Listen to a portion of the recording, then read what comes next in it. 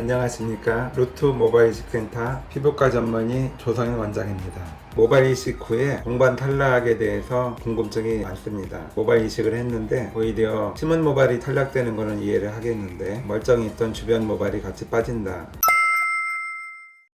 피부 모식도죠. 여기 보시면은 모발들이 일정하게 나 있습니다. 정수리나 아니면 헤어라인 뒤쪽 정수리로 가는 쪽에 모발을 심을 때는 약해진 밀도 사이에다가 밀도 증가를 위해서 추가로 심는 경우가 많습니다. 연필이 이제 새로 심는 모발이라고 생각하시면 원래 모발 사이에다가 이런 식으로 심게 되겠습니다. 모발은 잘 아시는 것처럼 사이클이 세 가지가 있죠. 성장기, 휴지기, 탈모기가 있습니다. 주변에 어떤 급격한 변화가 생기면 성장을 멈추고 휴식기, 휴지기로 넘어가는 경우가 많습니다. 모발 이식처럼 주변에 상처가 나는 치료를 모발이 경험하게 되면 갑자기 성장기가 중지가 되고 휴식기로 넘어가다가 휴지기로 넘어가면서 빠지게 됩니다. 우리 눈에는 잘 자라던 모발이 수술 후에 빠지는 것처럼 느껴지죠. 실제 빠지지만 이게 모발이 소실되는 게 아닌 이유는 모발의 성장만 멈추고 모발의 줄기만 빠지는 것이지 모근 자체는 살아 있습니다. 그래서 보통 3주에서 3개월이 지나면 다시 올라오기 시작하기 때문에 수술 후 동반 탈락은 생길 수가 있는데 그게 실제 탈모하고는 의미가 다른 거고요. 동반 탈락이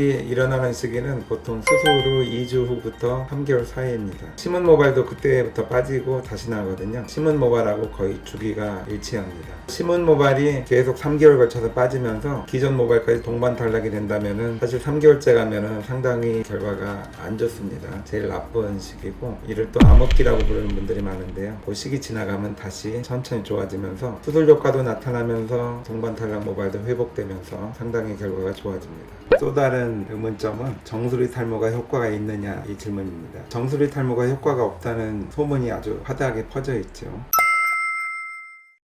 정수리 탈모는 사실 수술적인 방법이나 결과나 헤어라인 수술하고는 근본적인 차이가 없습니다. 근데 이제 구별하기가 어려운 부분들이 하나 있는데요. 정수리 탈모는 기존의 모발 사이에다가 심는 거고 헤어라인은 없던 헤어라인을 만드는 것이죠. 정수리에 전반적으로 모발의 굵게가 가늘어져 있죠. 여기다가 자기의 가장 굵은 모발인 후두부를 이식을 하게 되면 가는 모발 사이에 굵은 모발이 새로 생기게 됩니다. 문제는 원래 가늘어진 모발이 계속적으로 탈모의 영향을 받기 때문에 6개월, 1년, 2년 지나가면서 계속 가늘어지다가 일부 모발은 이제 사라지기 시작합니다. 즉 수술하고 1년, 2년까지는 효과가 좋다가 시간이 흐르면서 다시 나빠지는 임상을 받는 것이 정수리 탈모의 특징입니다. 그래서 권해드리기는 정수리 탈모나 헤어라인 탈모는 근본적인 효과 차이는 없는 것이고요. 정수리 탈모는 수술을 받으시더라도 탈모 치료가 반드시 필요한 부위입니다. 이런 오해가 잘 납득이 안 되거나 해결이 안 되면은 정수리 탈모는 수술을 해도 얼마 가지 못하고 빠지거나 사라지더라 이런 의견이 나올 수 있습니다. 절개식과 비절개식에 결과 차이가 있는지 이런 질문이 상당히 많습니다.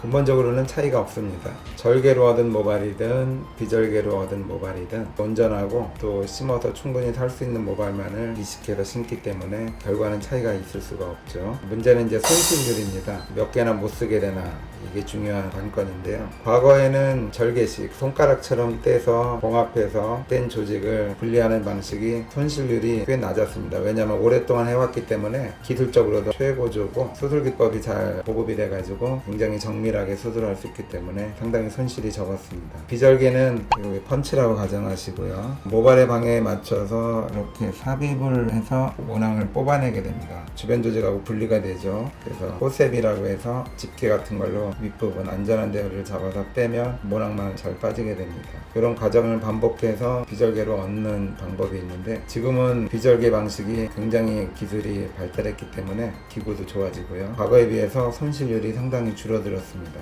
그래서 크게 보시면 절개식의 손실률하고 비절개 방법의 손실률이 거의 비슷해졌습니다. 따라서 절개식을 택하든 비절개식을 택하든 손실은 큰 차이가 없다고 보시고요. 괜히 비절개를 택해서 손해를 더 보는 게 아닌가 이런 생각은 굳이 안 하셔도 될 것 같습니다.